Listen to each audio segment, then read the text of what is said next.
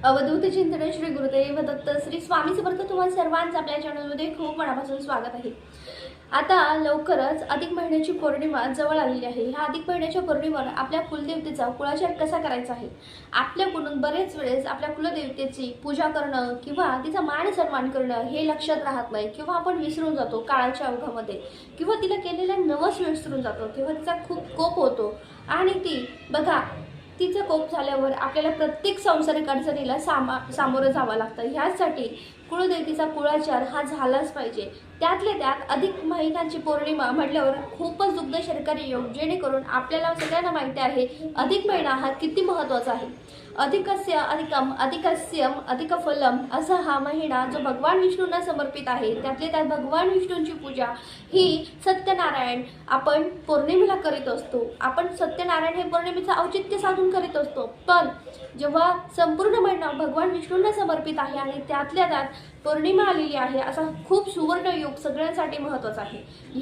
ह्या योगावर आपल्याला ह्या दिवशी अतिशय महत्त्वाची आपल्याला सेवा करायची आहे। कुलदेवतेची आवडत्या वस्तू आपल्याला, जसे की कुलदेवतेची ओटी भरणं असेल किंवा कुलदेवतेची आवडत्या वस्तू आपल्याला काय काय अर्पण करायचे आहे, काय काय सेवा करायची, ह्या निमित्ताने ह्या व्हिडिओमध्ये मी सांगणार आहे। व्हिडिओ अगदी संपूर्ण बघा, शेवटपर्यंत बघा।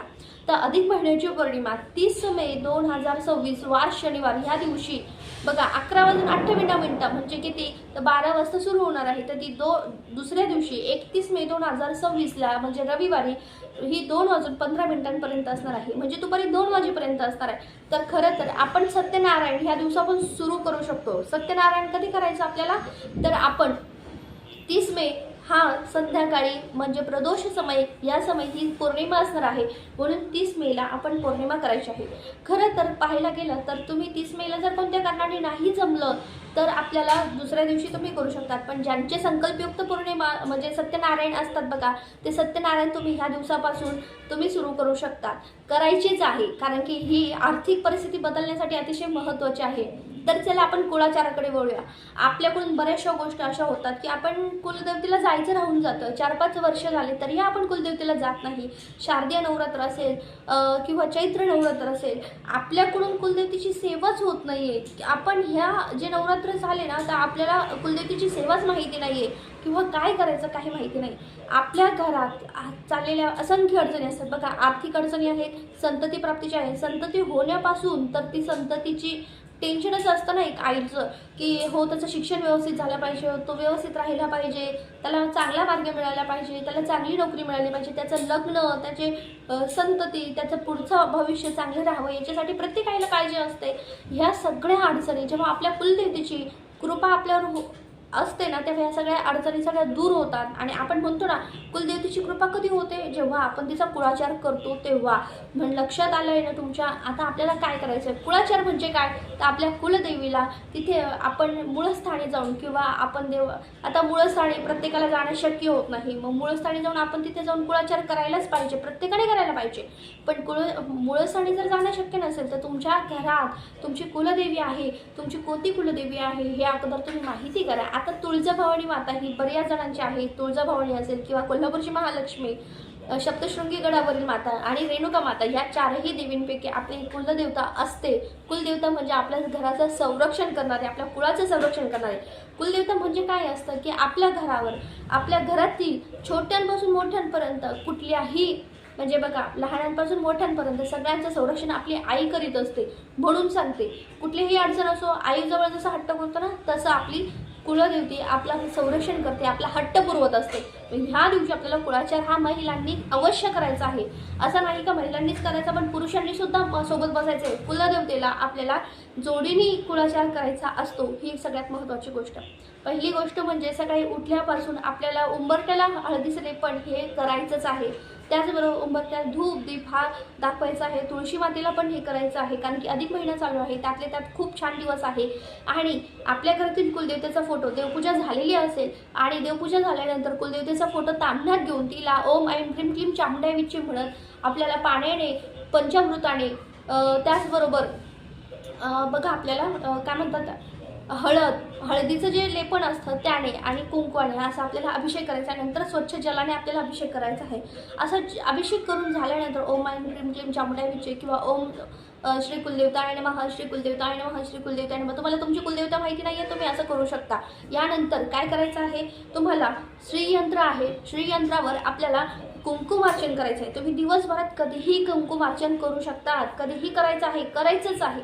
बघा, ओम ऐं ह्रीं क्लीं चामुंडाय विचे 5ही बोटाने कुंकू घ्यायचं आणि वरतून खालीपर्यंत सोडायचं. ओम ऐं ह्रीं क्लीं चामुंडाय विचे नमो नमः, ओम ऐं ह्रीं क्लीं चामुंडाय विचे नमो नमः असं म्हणून आपल्याला आपल्या कुलदेवतेचा कुळाचार करायचा आहे. आता हे किती वेळेस म्हणायचं, तुम्ही एक माळ करू शकता.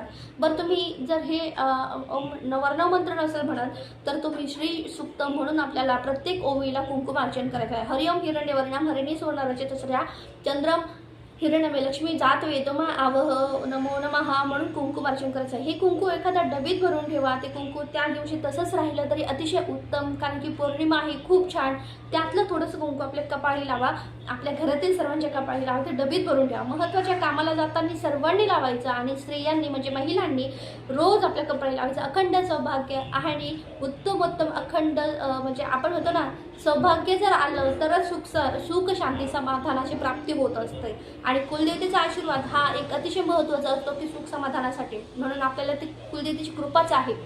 आता या दिवशी आपल्याकडून अधिक महिन्यामध्ये आम्हाला तरी वाटतंय की सर्व झालेलीच नसेल, कारण की प्रत्येकाच्या मागे खूप घाई असते किंवा धोंडा जेवण असेल, काही असेल. आता पौर्णिमेचा कालावधी जोपर्यंत आहे तोपर्यंत आपल्याला कुलदेवतेचा एक पाठ दुर्गा सप्तशती करायचाच आहे. दुर्गा सप्तशती पाठ हा करायचाच आहे. ह्यामध्ये तुम्ही दुर्गा सप्तशती पाठ एका बैठकीत वाचायचं आहे. त्याचबरोबर मध्ये काय नियम आहे काय नाही हे सगळ्यांना माहिती आहे. पण त्याचबरोबर आता याच्यासोबत सेवा काय करायची, कुलदेवतेची सिद्धकुंजिका स्तोत्र आहे, सिद्धकुंजिका स्तोत्र वाचायचं आहे. त्याचबरोबर नवर्ण मंत्राची एक माळ घ्यायची आहे.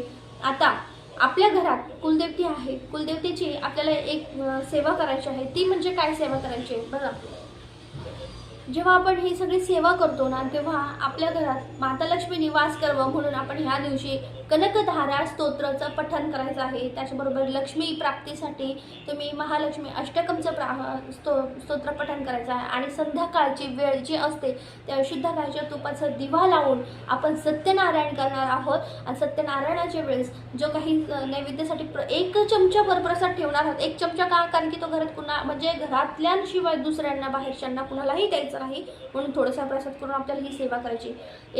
एक माळ लक्ष्मी गायत्री मंत्र, 1 माळ विष्णू गायत्री मंत्र आणि 24 वेळा तुम्ही कुबेर मंत्र म्हणायचा आहे. आणि त्याचबरोबर 16 वेळा श्री सुक्त म्हणायचं आहे.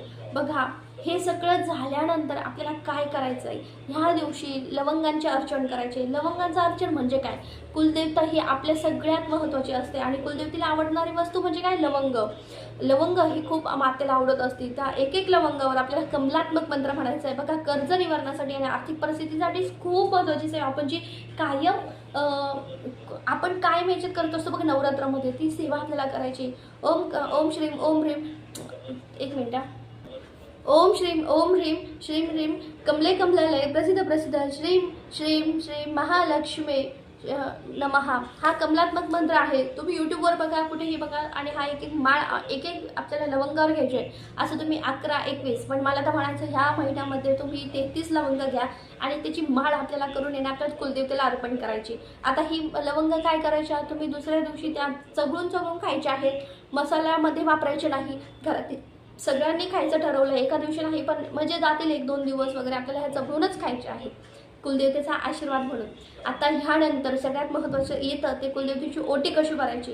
ज्यांना आपल्या आईची ओटी भरायची आहे बघा, हा दिवस अतिशय महत्त्वाचा आहे. धोंडे जेवण्यासाठी अपपदानासाठी खूप महत्त्वाचा आहे, म्हणून सांगते हा दिवस अतिशय महत्त्वाचा आहे. ह्या दिवशी काय करायचं आहे की आपल्याला आपल्या कुलदेवतेची ओटी भरायची. आपण जेव्हा मूळ स्थानावर जाऊन येतो किंवा जाऊन आलो आहे तिथे आपल्या आईची ओटी भरलेली आहे, पण आपल्याला ह्या दिवशी आपल्याला आईची ओटी भरायची. मग ती कशी भरायची की आपल्याला आपण 6वर साडी तर घेऊच नका. जर 6वर घेत असाल तरी चालेल, पण साडी अशी घ्या की ती तुम्ही तुमची कुलदेवता म्हणून जेव्हा तुमच्या कुलदेवतेला देताल आणि ती साडी आपल्या आईला द्यायची आहे. बघा, तुम्ही साडी घेणार, त्यावर छान बांगड्या ठेवायच्या आहे, त्याच्यावर तुम्हाला जे काही शृंगाराचं साहित्य ठेवायचं ते ठेवा. यथाशक्ती दक्षिणा ठेवा. त्याचबरोबर तुम्ही नारळ, परत अक्षदा ह्या सगळ्या वस्तू ठेवायच्या आहे. खारीक, खोबरं, पंचखाद्य म्हणजे काय, खारीक, खोबरं, सुपारी हे सगळं ठेवायचं आहे. त्याचबरोबर त्याच्यावर आपल्याला एक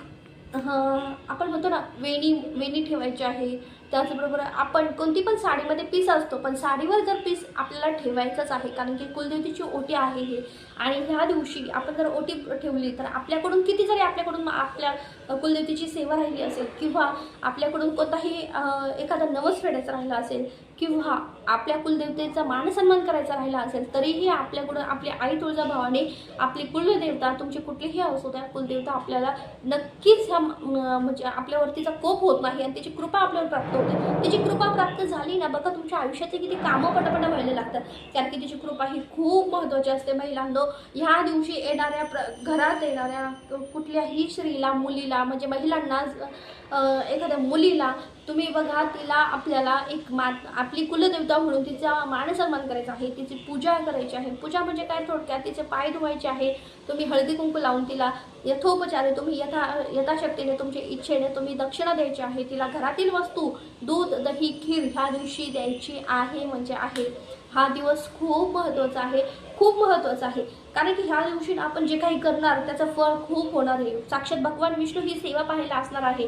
या दिवसापासून तुम्ही संकल्पयुक्तच म्हणजे सत्यनारायण करायचेच आहे. तुम्ही 5 करा, 7 करा, 11 करा, 21 करा, यथा इच्छेने तुमच्या पद्धतीने तुम्ही करू शकतात, काही हरकत नाही. पण ह्या दिवशी स्वामीची सेवा सुद्धा करायची आहे कारण की स्वामींच्या सेवेशिवाय कुठलीही सेवा आपल्याला पूर्ण जात नाही. 3 अध्याय 11 माळी ह्या झाल्याच पाहिजे. आता कुलदेवतेची सेवा तुम्हाला माहिती आहे कशासाठी, कारण की आपल्या संसारात खूप अडचणी येतात, खूप कर्जाचा डोंगर असतो, एखादी इच्छा पूर्ण होत नाहीये, पण आपली आई इच्छा पूर्ण करते. कधी करते, आपण तेव्हा तिच्या आवडीच्या वस्तू तिला देतो, तिला आपण अडवतो, आपण म्हणतो ना आईला हट्ट करतो. थोडक्यात ह्या वस्तू, तिच्या आवडीच्या वस्तू दिल्यावर तिला हट्ट करतो आणि तेव्हा ती आपल्याला तिच्या आपल्या गोष्टी पूर्ण करत असते. आणि खरंच आपल्या आईची कृपा आपल्यावर असेल ना, आपल्या कुलदेवतेची कृपा, तर खरंच आयुष्यात काही सांगायला नको, खूप चांगल्या गोष्टी ह्या घडत असतात.